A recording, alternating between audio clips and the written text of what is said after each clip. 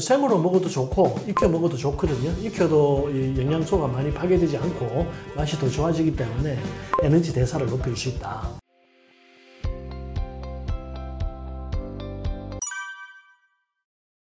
안녕하세요, 김준열입니다. 유튜버이기도 하고 한의원을 경영하고 있는 한의사이기도 합니다. 이번에 제 새 책이 나왔는데요. 진짜 식사 2라고 합니다. 인터넷에서 쉽게 구할 수 있는 여러 가지 약초들로 내 몸에 병이 생겼을 때, 건강이 나빠졌을 때 병원 가기 전에 쉽게 대처할 수 있는 약차 만들어서 찾아볼 수 있는 여러 가지 비법 약차들 많이 소개해 드렸으니까요. 참고해 주시면 좋겠습니다. 실제로 현대인들이 과거에 비해서 질병은 많이 줄었죠. 수명도 늘고 또 의료 체계도 많이 발달을 했기 때문에 실제 질병 자체는 많이 감소했습니다. 그런데 많은 사람들이 아픈 것처럼 보이는 이유는 쉽게 접근할 수 있는 병원이 증가했고 나이가 많아짐에 따라서 노인성 질환들이 증가하고 있기 때문에 그런 것처럼 보이는 거죠. 우리가 쉽게 알 수 있듯이 감염 질환이 많이 줄었잖아요. 예전에는 감염이 한번 돌면 온 동네가 다 죽어나가는 그런 시절이 있었죠. 몇백 년 전에. 그리고 전쟁이 또 감소했고 조선시대만 해도 평균 수명이 40대, 50대밖에 되지 않았잖아요. 근데 지금은 86세인가까지 올라갔죠. 그래서 오랫동안 살다 보니까 여러 가지 질병들을 일생 동안 더 많이 겪게 되는 것이죠. 그리고 육체노동으로 인한 질병도 많이 줄었죠. 예전에는 일 많이 해서 허리 아프고 무릎 아프고 어깨 아프시는 분들이 많았는데 요즘은 너무 오래 앉아 있어서 허리 아프고 무릎 아프고 어깨 아픈 사람들이 늘었죠. 대신 또 육체노동은 줄었지만 스트레스, 정신노동은 더 많이 늘어났잖아요. 그래서 관계가 점점 복잡해지다 보니까 스트레스를 많이 받게 되는데 그 스트레스로 인해서 생기는 질병들이 대폭 증가하고 있다. 이렇게 보시면 되겠습니다. 스트레스 푸는 데는 매운 음식이 제일 좋죠. 우리가 왜 스트레스 받으면 매운 짬뽕, 매운 떡볶이 이런 것들이 유행하는 이유가 스트레스를 해소시켜 주기 때문이죠. 이 매운맛은 실제로는 통각이거든요. 맛이 아니죠. 신경의 통증을 일으키는 거예요. 그래서 통증이 생길 때 사실 엔돌핀이 나오거든요. 그래서 혈액순환도 더 잘 되고 또 땀도 나기 때문에 몸속에 쌓여있던 어떤 열도 해소가 되고 그래서 스트레스에 좀 도움이 되는 것 같습니다. 하지만 너무 많이 먹으면 좋지 않죠. 양파의 주성분이 알리신이라고 하는데요. 이 알리신이 장에서 비타민 B1과 결합을 해가지고 알리티아민이 되면은 비타민 B1의 흡수율을 높여줍니다. 이게 왜 중요하냐면은 비타민 B1이 에너지 생성에 중요하기 때문이거든요. 그래서 우리 왜 피곤하고 하면은 비타민 B군 영양제 많이 사 먹잖아요. 그게 그것 때문이고 양파를 먹으면 매운맛 때문에 혈액순환도 촉진되고 비타민 B1이 더 잘 흡수되기 때문에 에너지 대사를 높일 수 있다. 이와 비슷하게 맥주 효모에도 비타민 B1이 많이 들어있어요. 맥주 효모 많이 드셔도 좋고 비타민 B1은 사실은 단독으로 먹는 것보다는 유기산과 같이 먹는 게 좋거든요. 각종 유기산들, 그러니까 식초나 레몬즙 이런 데 들어있는 신맛을 발생시키는 산들 있잖아요.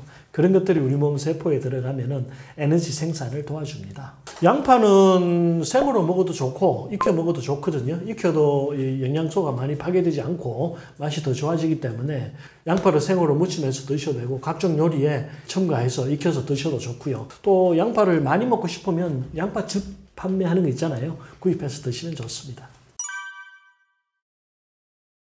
식습관이 중요하죠. 사람이 살려면 먹어야 되잖아요. 사람이 에너지를 발생시키려면 음식을 먹어야 되고 숨을 쉬어서 산소를 받아들여야 된단 말이에요. 일생을 살면서 36.5도라는 에너지를, 체온을 계속 유지를 해야 되기 때문에 항상 보충을 해야 되죠. 이 부족한 에너지를 음식으로 보충해 줘야 된다. 그래서 식습관이 중요하죠. 대신 이 영양은 이제 골고루 섭취하는 것이 중요합니다. 뭔가 이거 한 가지 먹어서 내가 슈퍼맨이 되겠다 이런 생각을 가지지 마시고 여러 가지를 골고루 먹어서 온몸에 뭔가 잘 모를 때는 골고루 먹는 것이 가장 좋다 이렇게 말씀드릴 수 있고요. 이 영양은 사실 과잉 섭취하면 제일 좋지 않죠. 너무 많이 들어오면 그게 다 염증의 원료가 되거든요. 그래서 과식하는 습관 들이시지 드시지 않는 게 좋고, 또 저희들이 이제 연세 많으신 분들, 환자분들 많이 보다 보면 당뇨병도 있고 고혈압도 있고 뭐 고지혈증도 있고 이렇게 여러 가지 질병이 있으니까 일단 제일 겁이 나서 음식부터 줄이시는 분들이 있거든요.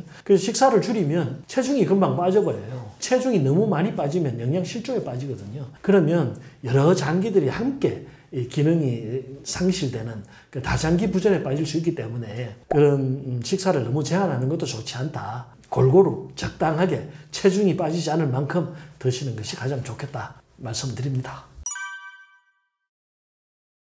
현대인들의 식습관에서 가장 큰 문제는 과식이죠. 역사상, 인류 역사상 이렇게 먹을 것이 넘쳐나고 값이 싼 시대가 없었죠. 그래서 너무 많이 먹어서 탈이 난다. 밥 먹고 일하고 또 밥 먹고 일하고 또 밥 먹고 이래야 되는데 밥 먹고 간식 먹고 밥 먹고 간식 먹고 간식 먹고 나서 라면 한 그릇 먹고 자기 전에 또 야식 먹고 하다 보니까 위장관에 노폐물이 자꾸 쌓이고 너무 이 위장관을 혹사시키고 있고 혈관 내에 노폐물도 쌓이고 하는 것이다. 이렇게 보는 거죠. 사실 얼마 전까지만 해도 식습관에서 제일 많이 말씀드리던 게 규칙적인 식사를 해라. 아침 굶지 마라. 점심 잘 먹어라. 저녁 든든하게 먹어라. 그랬거든요.